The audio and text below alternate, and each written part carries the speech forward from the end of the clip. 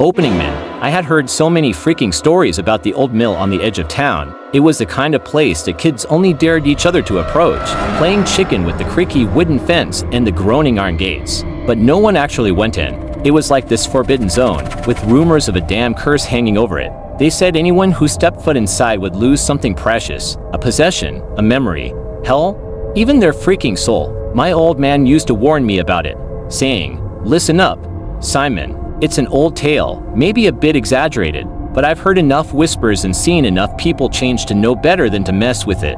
That was all he'd ever say, but I remember how his voice would get all serious, and his eyes would flicker whenever the mill was mentioned. So, I kept my distance, until last Halloween, when my best buddy Jack got it in his head that he had to see what was inside for himself. "Come on, dude, I'm tired of wondering. Don't you want to find out if the rumors are true?" He'd urged, his voice bouncing off the walls as we stood by the gate under the full moon, a feeble flashlight barely lighting up the massive shadow of the mill. I tried to brush it off, but there was something about the mill's eerie silence, the way the trees seemed to lean in closer. It was like the damn mill was calling to us. Jack's plan was simple and impossible to resist. We'd just take a quick peek inside and be back before anyone even knew we were gone. God, looking back on it now, I wish I had told him hell no. Rising action air was thick with dust and the smell of rotting wood as we stepped inside. Our flashlights barely cut through the darkness, and every beam seemed swallowed up by the shadows. The silence was so heavy that it felt like cotton stuffed in my ears. Jack was undeterred, sweeping his flashlight over the sagging beams and cracked windows, smiling like this was the adventure he'd been waiting for his whole life. "See, nothing here," he muttered, but there was a flicker of doubt in his eyes as he scanned the room again. His light landed on an old plaque hanging crooked on the wall. I could barely read the words scratched into the metal, but one part stood out in rusted, uneven letters. "Never look back." Jack chuckled, a nervous edge to it. "Well, I guess that's our warning." Huh.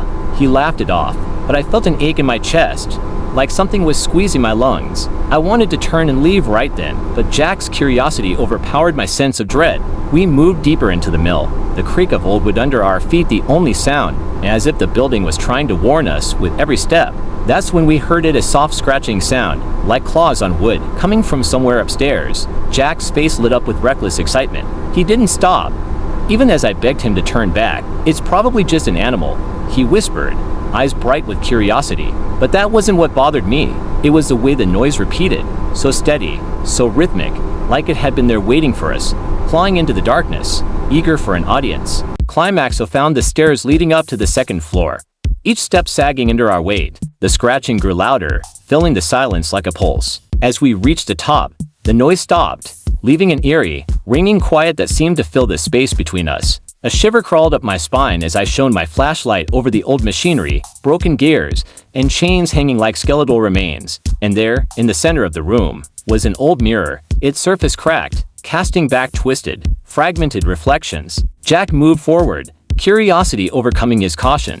"Let's take a look," he whispered, his voice carrying an almost hypnotic reverence as he approached the mirror. "Jack, let's go," I pleaded, my voice barely a whisper, but he was already standing in front of it, his eyes widening as he leaned in, reaching out a hand to touch the cold glass. As he did, I noticed something, a shadow moving behind him, though there was nothing but empty darkness in the room. It was a figure, tall and cloaked, eyes glowing faintly in the fractured reflection, standing close enough to touch him. My heart raced, a cold sweat breaking over my skin, and then, in a voice that was barely a whisper but louder than anything I'd ever heard, the figure said, "Do you remember the warning?" Jack froze. His hand hovered in midair, inches from the glass, and his breath caught. The shadow smiled, a grin that stretched far too wide, far too thin. In a swift motion, I lunged forward, grabbing Jack's arm and pulling him away, dragging him down the stairs as the scratching sound returned, louder, clawing and scraping, as if something was tearing at the walls.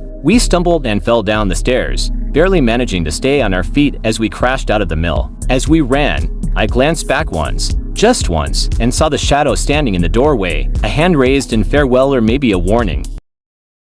Falling action, we didn't stop running until we were back home, panting, hands shaking. Jack didn't speak for a long time.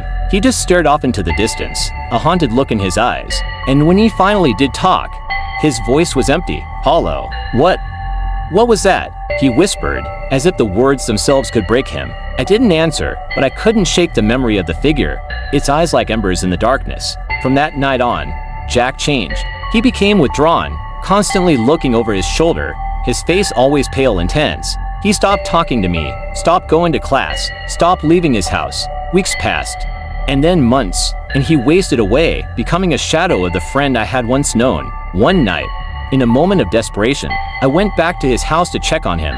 His mother opened the door, her face lined with worry. She told me he hadn't slept in days, that he kept mumbling about the warning in the mirror. When I entered his room, I froze. He was sitting on his bed, staring at a hand mirror he held with shaking hands. And in the reflection, just over his shoulder, I could see it again, the shadow, watching, waiting. Resolution: I left his house that night, unable to bear the sight. I haven't seen Jack since. He moved away. His mother told me, someplace quiet, far from town, where he might finally escape the memory of that night in the old mill. But sometimes in the dead of night, I hear a scratching at my window, faint but insistent, like claws on glass. And when I lie there frozen, I can almost hear a whisper echoing from somewhere deep within my mind. Never look back.